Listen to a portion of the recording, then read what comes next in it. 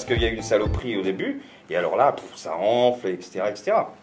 Avec d'ailleurs, ce qui est très rigolo, c'est de voir une partie du monde du vin qui est vachement présente sur Facebook.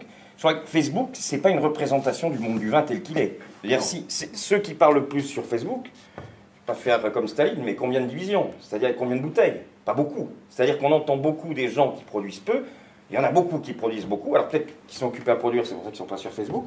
Mais dont on n'entend jamais parler. Et pourtant, ils font le gros du travail et ils font le gros des ventes de vin. Hein, c'est pour ça qu'il faut... C'est un prisme. Et un prisme, ça déforme. Donc il faut se méfier de la réalité de Facebook, qui n'est pas toujours la réalité de la vraie vie. Mais est-ce que c'est indispensable pour les vignerons d'être dans cette histoire-là d'Internet? En partie. Vu de votre fenêtre à vous.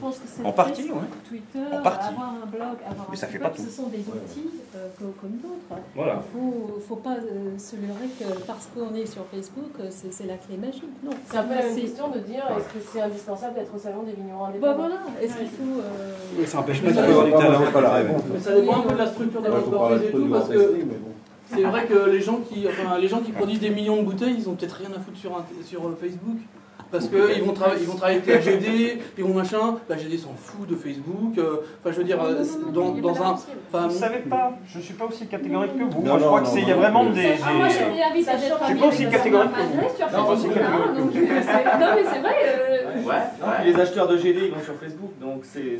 Et de plus en plus... Ce matin, il y en a un qui m'a demandé comme avis sur Facebook. De chez Jean-Jean, ce matin. Non, détrompez-vous. Je crois qu'il ne faut pas être catégorique. Justement, ce que j'aime bien dans ce que dit Ryan, c'est qu'il faut essayer de prendre ce qu'on a à prendre là-dedans. Il faut picorer, prendre ce dont on a besoin. Il ne faut pas croire que c'est la panacée, mais il faut se dire, tiens, ça, c'est pas mal pour moi. Là, j'ai un petit coup à faire. Et puis sinon, il ne faut pas que ça devienne une drogue. Question de but, de question où est-ce que vous voulez aller, quoi. Ouais. S'il y a des moyens, si vous voulez aller très loin, que vous voulez vendre dans le monde entier et que vous êtes un petit vigneron, c'est sûr que vous avez plus de chances de passer en passant par Facebook qu'en lançant une com sur la télé. En fait, c'est un autre pays, quelque part. En fait, ouais. c'est comme quand on va sur un autre pays. D'ailleurs, on décide d'aller en Chine, on décide d'aller sur le net, quoi, quelque part.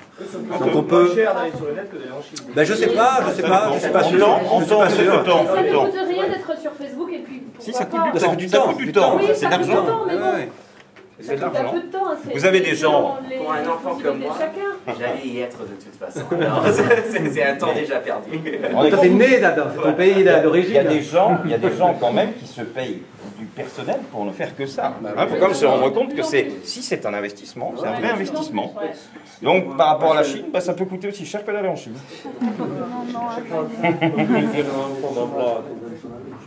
Et il y a, je sais pas, 80-90% qui ne répondent même pas au message électronique, qui n'ont même pas une adresse électronique pour les contacter, qui ne répondent pas au téléphone, ils ont une messagerie, ils ne retournent jamais.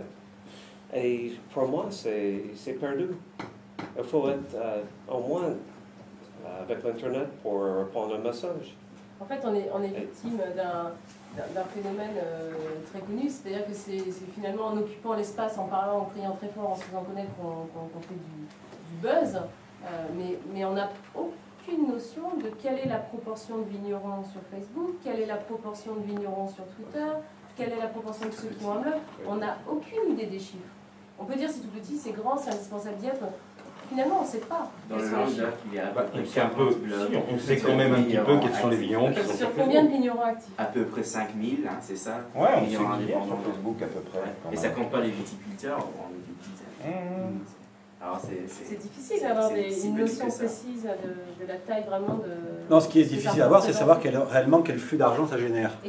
Là, c'est ça qui est difficile à savoir. Savoir réellement, est-ce que ça génère des ventes? Parce qu'à la fin, c'est quand même le plus important, c'est de générer des ventes, quoi. Ce matin, on a assisté à une... C'était intéressant, il y avait apparemment un petit vigneron, 2 hectares. Ils ont 700 contacts Twitter. Et je vais posé la question, concrètement, vous avez combien de clients? Ils nous ont dit 100 clients. C'était énorme. Ça m'a étonné, moi non.